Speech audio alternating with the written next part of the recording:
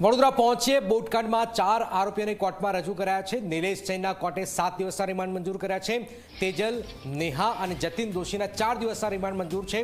Remand દરમિયાન આર્થિક વ્યવહારો અને દસ્તાવેજોની પણ તપાસ થશે। આરોપીઓને કોણ મદદ કરતું હતું તેની પણ તપાસ થશે। ભાગવામાં કોને મદદ કરી, પ્રોજેક્ટમાં અન્ય કોને નાણાકીય મદદ કરી તેની તપાસ કરાશે।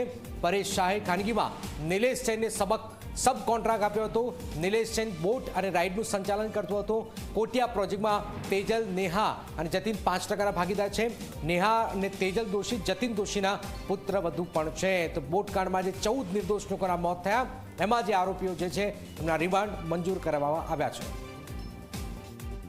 નિલેશ જૈન એ વ્યક્તિ છે કે જેણે કોટિયા પ્રોજેક્ટની પાસેથી આખો પ્રોજેક્ટ પોતે લઈ લીધેલો હતો અને ભાગીદારી પેઢી બનાવેલી હતી અને ત્યાં આગળ બોટિંગ અને જે પ્રોજેક્ટ ચાલતો એને મુખ્ય સૂત્રધાર તરીકે આ પ્રોજેક્ટ ચલાવતો હતો।